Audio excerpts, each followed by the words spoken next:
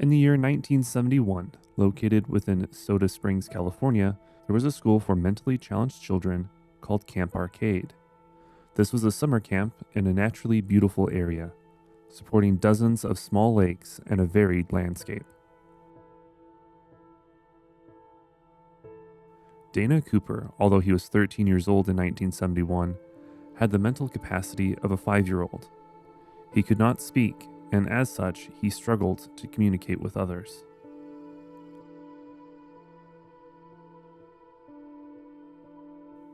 On August 4th, 1971, Dana was attending Camp Arcade with a group of other children. At the time, he was on an ecology hunt, trekking down one of the dusty trails with the others. At some point, he wandered off without being noticed by the camp staff.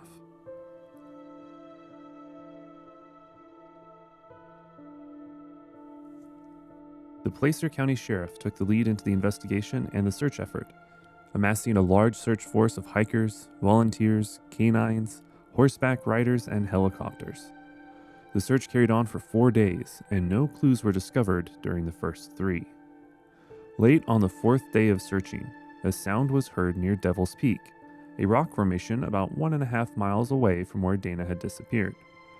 Numerous newspaper articles cite a sound being heard by searchers, but they fail to say what the sound was, or even describe it at all. However, this sound occurred too late in the day to safely allow searchers to go into the area, so it wasn't investigated until daybreak the following morning. As searchers entered this area the following day, they heard some noise coming from the nearby bushes. Honing in on this, they discovered Dana, sheltering there inside the bush where 3 fallen trees had formed a quote-unquote sanctuary. At this point, Dana had been missing for exactly 5 days. To quote the book directly, how fortunate and convenient for Dana to find shelter where he was resting. According to the doctors that he was rushed to, he appeared to have been in the shelter for the majority of the time that he was missing, because he did not have any wounds on his feet nor any sunburns. For the most part, he just seemed scared. He was, however, diagnosed with mild pneumonia, dehydration, and exposure.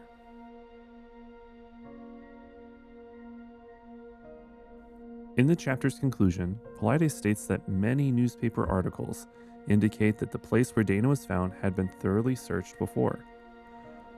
Paulides has an interesting take on the doctor's comments. Sometimes I get accused of misrepresenting the narrative pushed by the author when statements like this are made, so I will quote directly from the book. The doctor couldn't have known if Dana had stayed in one location the entire time. He may have been carried to that location, at which time his shoes and socks were taken to ensure that he wouldn't wander off. Close quote. Dana's shoes and socks were never found. Where did they go? Since his feet didn't have wounds, it would stand to reason that the socks and shoes were taken off at the scene, if Dana had removed them himself.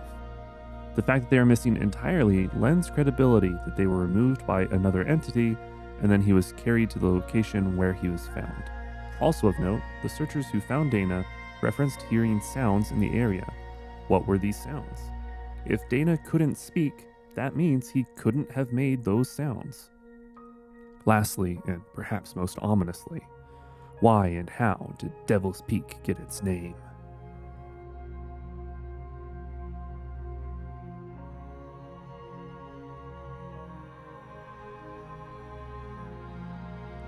Let's quickly review the main points as discussed in the Missing 411 book. I will show them on screen here. Keep these points in mind. We will be addressing each of these and determine if they are accurate statements, given the evidence that we're able to dig up. The sources that I use will be cited in the description below. I encourage you to do your own research and not take anything that I or anyone else says at face value.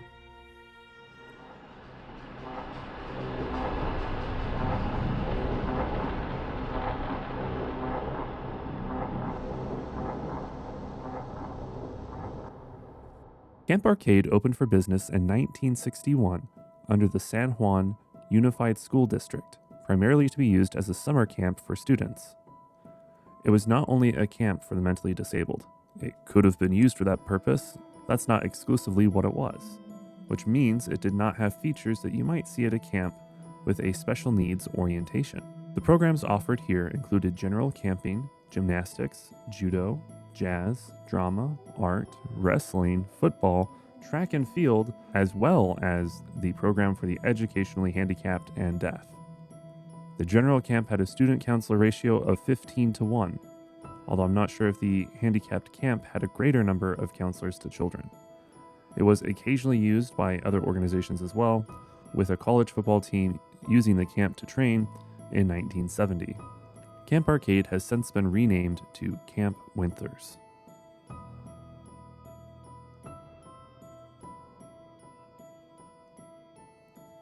Dana Cooper suffered from severe mental disability.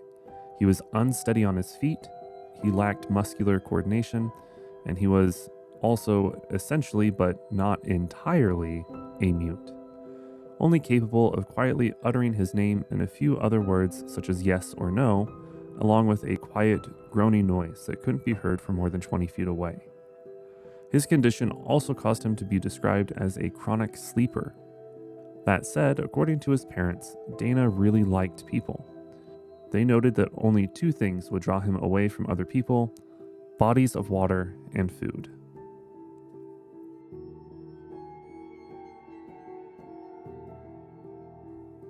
On August 3rd, 1971, Dana was with 19 other mentally handicapped youth at Camp Arcade. They were on an ecology hunt where they were supposed to be looking for rusty nails, although I can't imagine why. Those who were supposed to supervise these handicapped children were high school and college students with no professional training. There were either 3 or 4 such supervisors. The discrepancy is not from the newspaper reports, but rather from the program itself. That is, the school district said that there were 4 supervisors, but the staff on site said that there were 3. This confusion seems to stem from the fact that this was the first year when the mentally handicapped program was run by a third party instead of the school district. The third party in this instance, Laurel Hills Care for the Retarded, stated that they were not obligated to provide more supervisors since their children were charged the same admission cost as everyone else and should have been afforded the same number of counselors, which, I remind you, is a ratio of 15 students per every 1 counselor. Regardless of how many people were supposed to be watching Dana and the 19 other handicapped children, he was last seen not by those supervising, but by another camp counselor from another group entirely as Dana wandered down the camp road towards a lake, something that Dana had a fascination with. He was noticed missing at 5:45 p.m., but it was not reported to the sheriff until nightfall after the camp staff search had failed. On the first official day of searching, the National Guard was deployed to the area with volunteers, as well as the sheriff's department. Unfortunately, there was a mishap with the National Guard helicopter. As it was taking off, the blades hit some of the nearby trees, causing massive chipping and sending the helicopter crashing back down again. Miraculously, nobody was killed. On the 5th of August, footprints were found about a mile away from where Dana had disappeared, and bloodhounds were able to briefly follow the trail but lost it in a rocky area. While the trail was promising to have been found, it led to a dangerous area that concerned searchers. Because searchers knew of Dana's fascination with water, the many lakes, creeks, and rivers throughout the area were the main focus of searchers. Ground teams also carried on, but the search coordinator noted that the brush was so thick in the area that, quote, "the boy could have been 2 feet from the searchers and still not have been spotted," close quote. There are also quite a few false sightings that were investigated and ruled out during this time. Public interest was high, but that was proving to be a bit of a double-edged sword. The sightings, however, did keep the searches going. On Saturday evening, 4 days after Dana had gone missing, searchers on horseback were calling out Dana's name when they looked for him. As Paulides said in the book, they heard a quote-unquote sound in the vicinity, but were unable to locate the source as it was getting dark. Plus, the brush was so thick in the area that the horses couldn't get through it. Unlike what Paulides said in the book, however, they go on to describe exactly what the sound was. I shall read directly from the article. Quote, "The horseback party said that they shouted the boy's name, and each time they heard what sounded like a faint echo returning from the brush." Close quote. A ground team on foot was then able to reach where he was the following day. A large bush surrounded by fallen trees that had sheltered him from the sun and winds. Now, I can't tell you for sure that Paulides saw this information and just conveniently, to use one of his favorite words, left it out, since I didn't find the exact article that he referenced. The article that I am referencing has all of the same quotes in it as the one that Paulides used, but who knows, maybe he just found the one article that didn't immediately explain what the sound was. Now, I recognize that there is some ambiguity in the newspaper clippings. I agree that the article could be written a little bit better, but when you do research into the case, you have the benefit of combining this article with others. This article states that the horseback riders are the ones who heard the sound, and the horseback riders are also the ones who heard the quote-unquote echo. That had to be the same occurrence because it was a separate ground team that went out the following day that found him. At least that's my interpretation, and I think it's solid, but let me know what you think in the comments. I hate to continue to harp on this point, but as a final word on the matter of this sound, even if I'm wrong and the article is referring to two separate incidences here, where the first sound was something separate and the second event was an echo, even if a person is mute, which I remind you that Dana wasn't, they are not incapable of making noise. For example, I didn't say anything there, but you heard it. There are a whole slew of noises that Dana very well could have made. If the searchers just heard a ghostly howl or a strange animalistic call, I'm sure that newspapers would have jumped all over that phrasing. Regardless, Dana was found alive after 5 days of being missing, laying on his back in a bush in a dry stream bed. Several articles do indicate that there were also fallen trees around. One report states that the brush was so thick in the area that they had to walk shoulder to shoulder in order to locate him. Another article completely omits the presence of trees or even bushes, only stating dry creek bed. The truth is likely somewhere in between all of these. He was released from the hospital just a few days later, no worse for wear. The parents didn't hold anyone at fault, and they were just happy to have Dana back.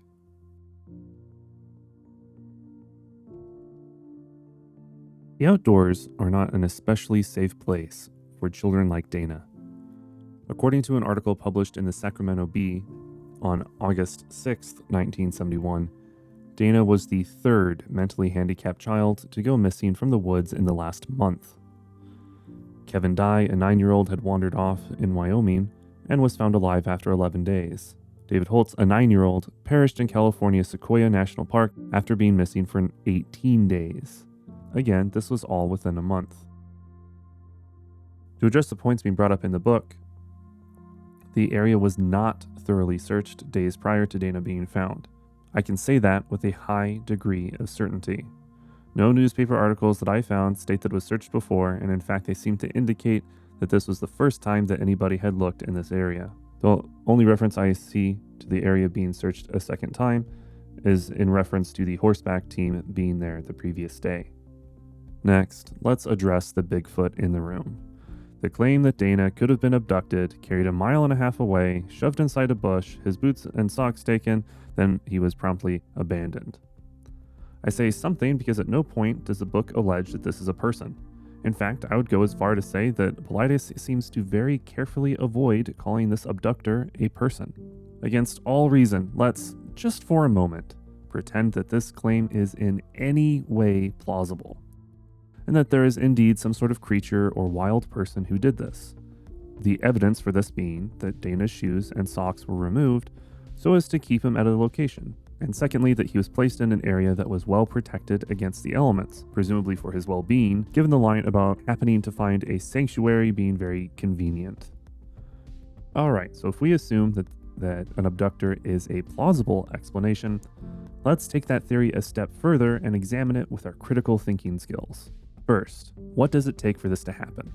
Well, for this to have happened in the first place, the creature or person, let's just call it the abductor, since that is what is largely accepted in the missing 411 community, was hiding near Camp Arcade at the time when the camp was the most busy and there were scores of children and adults who were possible witnesses, I remind you, but nonetheless, the abductor's there, lying in wait.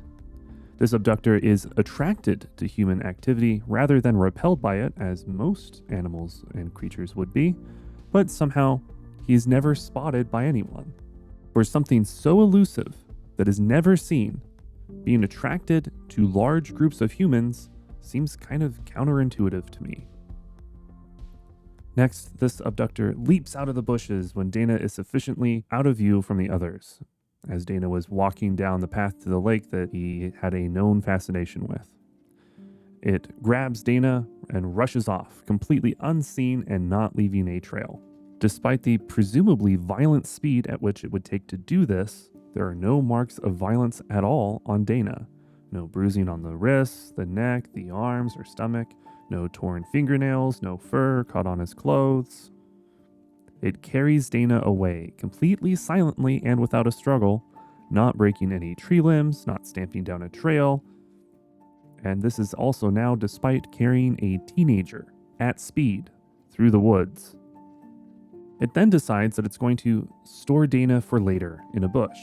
There's no particular reason why it would do this, since it's clearly not its den, it hasn't done anything to Dana, and it never returns to collect him.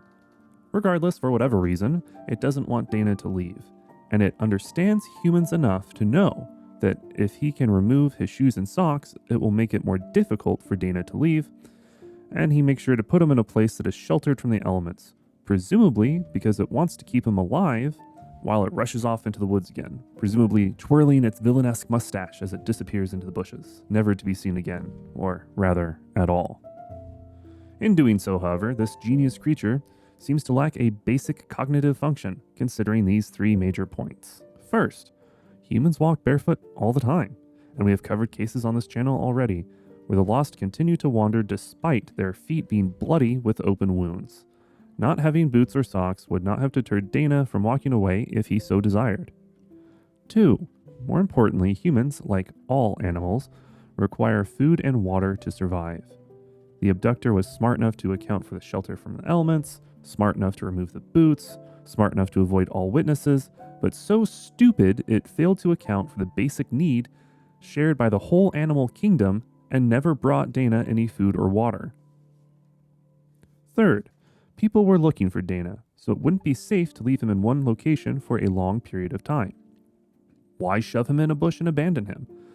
If the plan was to abandon him all along, then what was the point in taking him in the first place?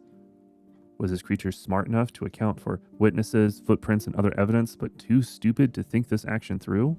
Are we dealing with some sort of kleptomaniac of the kidnapping variety? What was the point? Now, you might be thinking that the search party is precisely why Dana was dumped in the bush and the abductor fled. The problem is that, despite Paulides' claims that he read many articles that indicated the area had been searched before, searchers didn't even get close to Dana's location until the 4th day. That was a whole lot of time that the abductor could have gone back for Dana when the searchers weren't even close. But that didn't happen, because the abductor doesn't exist. It pains me that we have to go through this whole thing to explain that, but it is what it is. Dana wandered away because he was not sufficiently supervised. He made it to the location where he was found on his own, became exhausted, and decided to hunker down in this area that had reasonable shelter. He most likely took off his boots and socks because it was hot, and boots are uncomfortable. Remember that he had the mental capacity of a 5-year-old. Name a 5-year-old that enjoys wearing boots and shoes and socks for 5 days without taking them off. It almost doesn't really seem to matter at this point, but there was one other thing brought up in the conclusion, then I promise we will wrap this up. Devil's Peak. The book states that Dana was found near the base of Devil's Peak, and because the name is so very spooky, Paulides would like to know how it got that name. First off, no articles I encountered ever even stated that Dana was found near Devil's Peak. The words Devil's Peak never in fact show up on the same page as any article referencing Dana, or at least none of the ones that I had access to. This isn't because they don't like mentioning it, or it didn't actually have that name or anything like that, as there are articles about that location in 1971, mostly about people who got injured while trying to climb around it. Instead, articles reference the nearest landmark as being Long Lake, which would make sense given Dana's fascination with water. Devil's Peak does indeed fall within 1.5 miles of Camp Arcade, and it's in the same direction as Long Lake. So it's possible that he was somewhat near the base of the peak, although the context of the articles seems to indicate that he was further northeast than that. This is really interesting to me because this means that Paulides actually had to go out of his way to do some research to find out that there was a location called Devil's Peak and that was in generally the same area as where Dana was found. But to answer Paulides' burning question about how it got its name, Devil's Peak was so named because of the low rumblings that could be heard coming from within the mountain. The Native Americans attributed this to their version of the devil, Taquis, who was then translated in English to be Devil's Peak. Oh wait, no, that's Devil's Peak near San Jacinto, California. Devil's Peak was named as such because it towered over all else in the area, and it was said that the devil himself used to sit up on the high peak to survey the surroundings. Whoops, no, sorry, that's Devil's Peak in Wyoming. It was named after a folktale of a Dutch pipe enthusiast. Oh no, that's the one that's near Cape Town. The Spanish named it this after they kept losing track of Native Americans that they were trying to capture because of the thickets there. Oh, sorry, no, that's Mount Diablo, elsewhere in California. Devil's Peak was named it. There is an absolute myriad of different land features named after the devil, with one article in 1893 recounting more than 30 features named after the devil throughout the world. And I can assure you right now, there are many more than just 30. While I couldn't find the exact reason why this particular one was named Devil's Peak, we can make an educated guess that it's probably named that after some sort of folktale, or maybe just because somebody thought it was a cool name. Either way, it has absolutely no bearing on Dana or his case.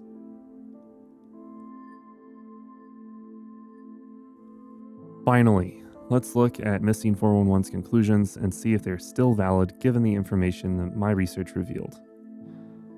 Any changes that I made will be in red, things that are unchanged will remain in white. As you can see, there's quite a bit. Dana Cooper, who was 13 years old but had the mental capacity of a 5-year-old, went missing on August 3rd, not the 4th. He was not completely mute, as he could say his name as well as words like yes or no. Camp Arcade was not a camp for the mentally handicapped, but rather a camp primarily geared towards the non-disabled, although they had a very small program for children like Dana. He was on some sort of scavenger hunt, as reported. After he went missing, footprints were found, although some newspapers say that these were found to be the prints of searchers, while other newspapers do not make that distinction that ever happened, so I'm unsure on that point. 4 days into searching, a sound was heard by horseback riders that was then clarified to be Dana saying his name in response to the searchers. The area was not searched before, but rather had to be searched for the first time the next day since the horseback riders could not get into the area where they heard the calls. He was not abducted by Bigfoot, nor any other supernatural creature. He wandered away because he was not as supervised as he should have been. Devil's Peak is not mentioned in any reports that I saw, and the name is completely irrelevant. I'd like to just take a moment to thank my patrons over at patreon.com for their support that makes videos like this possible. Thank you so much. Those of the public recognition tier are on screen now. And of course, thank you for watching. Until next time, take care.